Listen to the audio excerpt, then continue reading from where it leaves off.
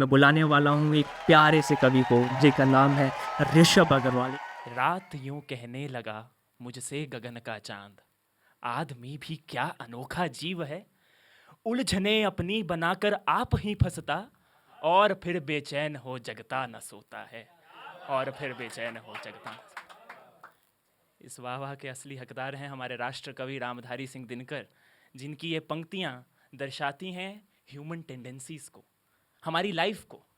हमारी लाइफ एक व्यक्तिगत यात्रा, एक जीवन का मेला, जहाँ हर किसी का अपना अपना किरदार, हर किसी की अपनी अपनी कहानी, बेशुमार किस्से, बेहिसाब यादें, अलबेले रिश्ते, अनोखे रास्ते, कैसे कैसे मोड़ से गुजरे, तब जाकर हम यहाँ पहुँचे हैं जहाँ हम सभी आज अपनी अपनी ज़िंदगी में जहाँ कहीं भी हैं।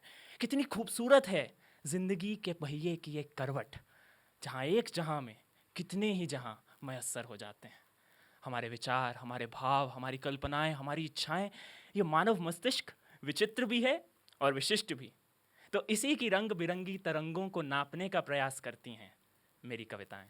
आखिर हमारी प्रैक्टिकल लाइफ में कितने एब्स्ट्रैक्ट इमोशंस भी हैं, तो बस उन्हीं को व्यक्त करने का प्रयास रहता है। नमस्कार, धन्यवाद। मेरा नाम ऋषभ अग्रवाल, और अपना समय शुरू करते हुए रामधारी सिंह दिनकर जी की उसी कविता की कुछ पंक्तियों को उद्धृत करता हूँ कि आदमी का स्वप्न है वह बुलबुला जल का, आज उठता और कल फिर फूट जाता है, किंतु फिर भी धन्य ठहरा आदमी ही तो बुलबुलों से खेलता कविता बनाता है, बुलबुलों से खेलता कविता बनाता है। धन्यवाद, धन्यवाद। मेरी पहली कविता जो लिखी थी एक सवाल को टटोलते हुए कि क्या मैं सच में अकेला हूँ। कभी कभी ये विचार खूब सताता है, तो पूछा खुद से, और क्या जवाब मिला सुनिएगा।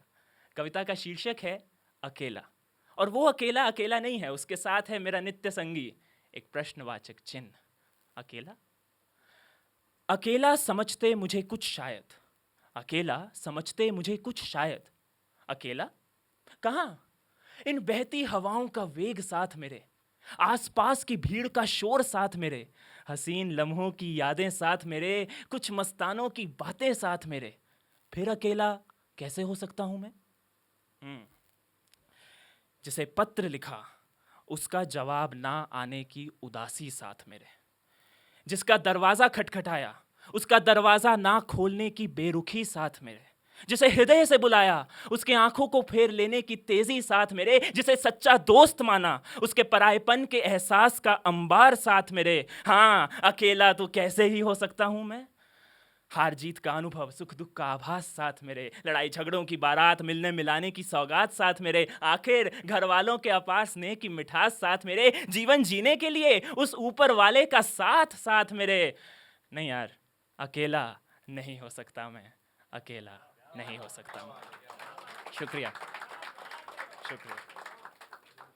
और यदि अगर ये आभास हो ही गया है, तो ये मंशा जागती है कि अब ढूंढा जाए। किसे? खुद को। जी हाँ, एग्जिस्टेंशियलिज्म पर आधारित है ये मेरी छोटी सी कविता, जिसका शीर्षक है ढूंढता। सुनिएगा। ढूंढता हूं स्वयं को इस अनंत महासागर में, ढूंढता हूं स्वयं को इस अनंत महासागर में, क्षुद्र कंकर खोजे अपने अस्तित्व को, बहता जाए निरंतर जीवन के प्रवाह में, काल की लहर से कौन बचाए उसको। ढूंढता हूं स्वयं को महत्वाकांक्षाओं के भंवर में, पद की लालसा खा जाए कार्य को, मैत्री विद्यमान दिखे भले ही वार्तालाप में, अपेक्षा के जंजाल से कौन बचाए हृदय को। धन्यवाद, बहुत बहुत धन्यवाद, धन्यवाद।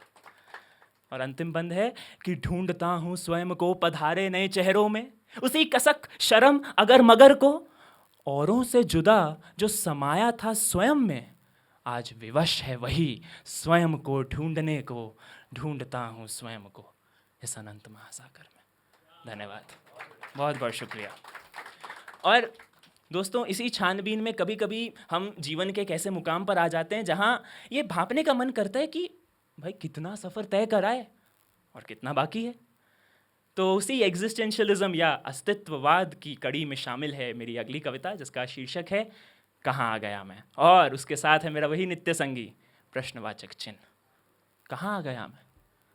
अस्तित्व के आकलन में, मस्तिष्क के मापदंड में, अनुभव के आनंद में, मानवता के मनुहारों में, जीवन की धारा ढूंढते ढूंढते कहाँ आ गया मैं? प्रवाह में परिवर्तित होते, उत्साह में उत्तेजित होते, प्रेम में पारंपरिक होते और उदासी में उद्वेलित होते, बेहतरी की लौ जगाते जगाते कहाँ आ गया मैं? विश्वास की लेते विकट परीक्षा, सफलता की करते सकाम प्रतीक्षा, विनाश की लेते विषम दीक्षा, सौहार्द की करते सजग समीक्षा, आत्म की मिट्टी तराशते तराशते कहाँ आ गया मैं? कहाँ आ गया मैं? धन्यवाद, धन्यवाद, धन्यवाद। और अगर ये प्रश्न उठ गया ही है तो क्यों ना एक और प्रश्न भी पूछ लिया जाए कि हम आए कहाँ से थे? Where do I actually belong? Where is my home?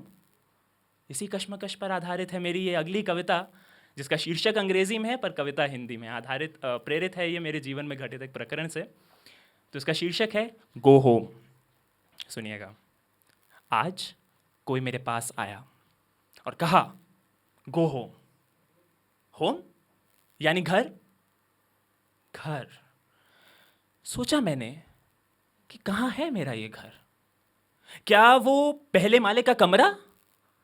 क्या वो पहले माले का कमरा जहां दीवारें सिर्फ सुनती ही हैं, बतियाती नहीं?